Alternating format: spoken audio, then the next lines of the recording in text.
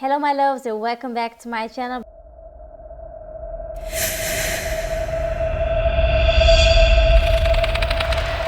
This is about to be very claustrophobic, so if you cannot handle that, don't watch it. Like, I can't either, but I'm gonna do it either way, you know. On January 30th, 1925, Floyd Collins was crawling through Sand Cave in Mammoth Cave National Park in Kentucky when a boulder fell onto his foot and trapped him 60 feet underground. Every attempt to free himself only brought more rock and dirt down on top of him, and he would spend 25 hours alone in the dark before rescuers finally arrived. This is his story.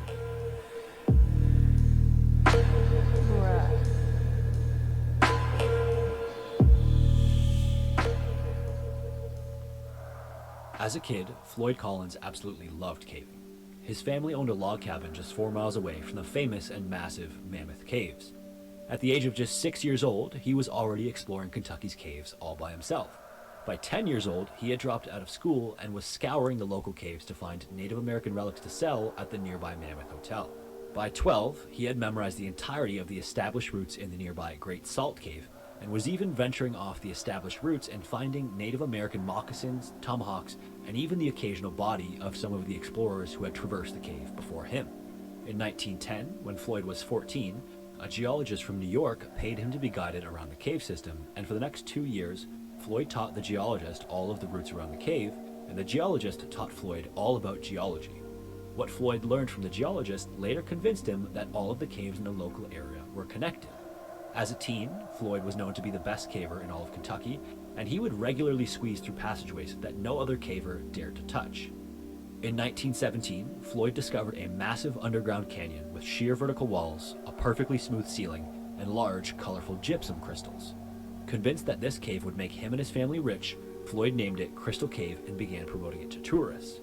Unfortunately, due to its remote location and how bad the road to get to it was, Crystal Cave fell flat. Floyd even bought a taxi to try to bring more traffic into the area, but unfortunately, he was a comically bad driver. Apparently, so bad that he literally once hit the broadside of a bar.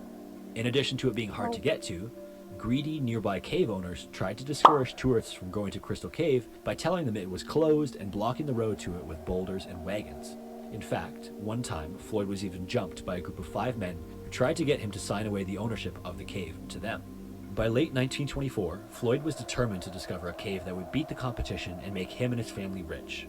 Floyd knew of another potential cave known as Sand Cave that had a perfect location right beside Cave Road City, and this would mean that anyone traveling to the other popular caves would have to pass Sand Cave on the way.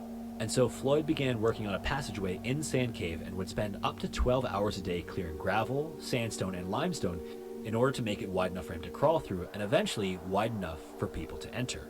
On the morning of January 30th, 1925, Floyd took off his coat and hung it on a nearby boulder. He then grabbed his kerosene lamp and rope and then dropped into a manhole-sized cavity in the ground, as he had done every day for the past few weeks. In the hole, he dropped to his hands and knees and began crawling through puddles and mud until the last beams of sunlight faded. Excuse me, but do you see this?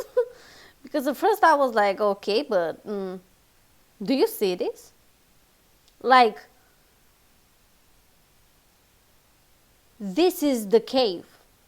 Behind him. Wait. As he Hold on, this one. This is the cave.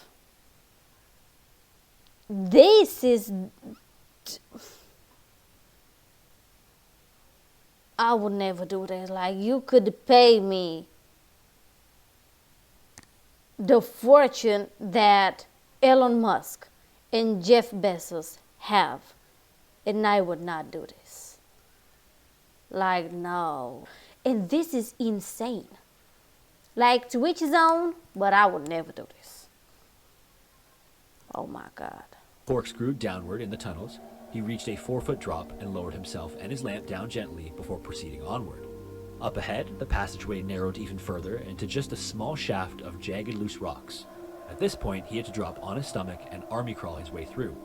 At 50 feet in, he reached the cave's first real squeeze, which was just a crack with 10 inches of clearance. Being the experienced caver that he was entirely unfazed and just exhaled all of his air to flatten his chest and then rocked his body forward and then pushed with his toes to squeeze himself through the opening. On the other side, it widened up briefly before squeezing back down again to an even tighter squeeze. This time, the passageway descended down like a pit and was so tight around that it was like squeezing through a chimney that fit your body perfectly, except it was lined with rocks that dug into you and would tear your clothing as you moved through it.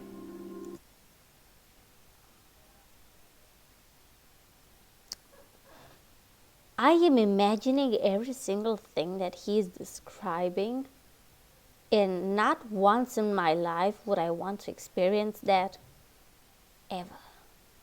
You are literally underground. So there's literally just the earth there with you. Nothing is stopping the cave from collapsing. Even if it's man-made, if it's natural-made, I don't care who made it. Nothing stops it from collapsing and you perishing there. Nothing. You literally squeeze through something that it is as big as your body.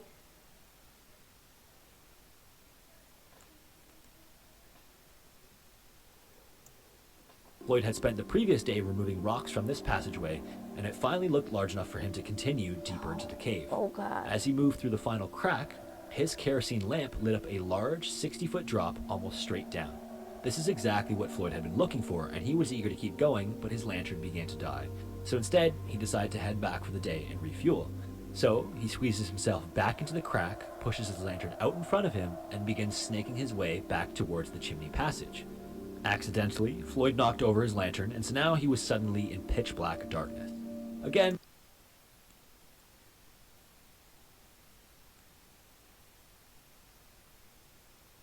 this wasn't really Floyd's first rodeo, and so not panicking, he just continued onward back out of the cave. At one point, he dug his foot against what he thought was the cave wall to push himself forward, and began to lunge, but it was actually a rock formation, and when he pushed it, it broke. When it broke, a large rock landed on his ankle and sent shooting pain through his leg. Instinctively, he immediately tried Wait to a minute. Hold on. But where was he before?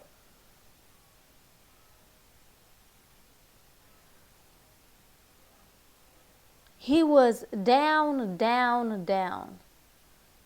the rock off with his other foot, only to have a torrent of gravel and rocks fall around his legs and waist, and the large rock on his ankle only wedged itself deeper into where it was stuck.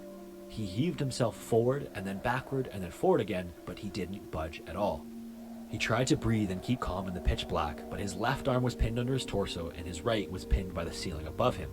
His head was also directly under the pit he had crawled from, and the cave squeezed him like a straitjacket. He couldn't reach behind him or roll over, and whenever he struggled, more rocks landed around him or onto him, and the jagged rocks dug into him from below. Floyd clawed at the walls of the cave until his fingers bled. Finally, after fighting for hours, he exhausted himself and fell asleep. When he woke up, realizing he couldn't dig himself out, he screamed for help, and for the next 25 hours, he spent his time either sleeping or screaming out for help until he lost his voice. And it would take the full 25 hours for it to be noticed that he was gone, because this was typical of Floyd. In fact, earlier that week, he spent almost 30 hours straight in a cave. On top of this being a regular occurrence, he had been sleeping at 3 different homes in the last little while, and so it was assumed by each of his hosts that he was sleeping elsewhere. It wasn't until the following morning that locals realized he might have gotten stuck somewhere. The first person to enter the cave to find him was 17-year-old Jewel Estes. He was thin, which was perfect for caving, but he was relatively inexperienced underground, and so he never actually reached Floyd. Shortly before the last squeeze, he froze and had to turn back, but not before managing to get close enough to call Floyd's name and received a yell back from Floyd. After exiting the cave and informing the others, one by one, men from the local area tried to reach Floyd, but each returned, soaked in mud and swearing to never enter the awful cave again. Most of the caves in Kentucky are solid limestone and are perfectly safe. In contrast, Sand Cave is composed of sandstone and limestone blocks, packed with mud and dirt holding everything together. These loose formations are prone to crumbling and cave-ins and are not usually frequent. It's loose formations. Oh my God. So that's why it's called Sand Cave. I mean, I should have just figured, but yeah. And he was without a light. Good Lord. Yeah. Even by experienced cavers. At around 4 p.m. that day, Floyd's brother Homer arrived from Louisville to find the crowd now gathered outside of Sand Cave. He ignored them and made his way over to the cave and went inside, still in his street clothes. He eventually reached the 10-foot pit above his brother's head and had to remove all of his clothing to get any farther. This was when Homer realized they had a huge problem. If the rescuer trying to free Floyd came down head first, he would have to work upside down. If they came feet first, they wouldn't be able to bend down to reach Floyd because of how narrow the passageway was. Even worse, Floyd's body blocked any of the rescuers from being able to reach the rock that was pinning his ankle. Realizing this would take some time, Homer called to have coffee and sausages brought into the cave to give to his brother. He began trying to dig his brother out upside down, but any rocks he removed just got replaced by new ones as he dug. Hours later, Homer emerged from the cave, shivering violently from the cold and with skin just dangling from his fingers. As he recuperated near the opening, dozens more men entered the cave, and no one would be able to get anywhere near him until around midnight when Homer re-entered the cave. For about 8 hours, Homer hacked at the rocks surrounding his brother with a crowbar, trying to free his chest. By sunrise, after making little progress, Homer left the cave exhausted once again. Outside of the cave, the men argued about the best way to remove Floyd from the cave, and Floyd would even ask his brother why everyone was staying up there and talking. He was unaware of the fact that his caving ability was not ordinary. He was 60 feet underground at the end of a 140-foot corkscrewing tunnel, and although that was easy for him, literally not a single other person was able to reach him other than his brother. Homer was disheartened by this, of course, because he had asked multiple people to go down and give supplies to his brother after his long night shift. But they would just go into the tunnel, stuff the items in a random offshoot, and then return and lie and say they had given it to him. On February 1st, the only person to reach Floyd once again was his brother Homer. He spent that night removing rocks as he did the night prior, and when he finally emerged, he was greeted by reporter William Miller. William tried to talk to Homer, but exhausted, Homer just gestured towards the entrance of the cave and exclaimed, "If you want information, the hole's over there. You can go in and find out for yourself." And William would actually take him up on the offer, desperately wanting to cover the story, and weighing just 117 pounds, William was actually able to reach Floyd. When he finally made it there, his heart was pounding, he was covered in mud, and he was exhausted from the squeezes. He then called out to Floyd, and Floyd gave a groan of recognition, and so William slid down into the pit, in the dark, only to land on Floyd's head. Floyd shouted out in pain, and so William quickly repositioned himself back up the pit.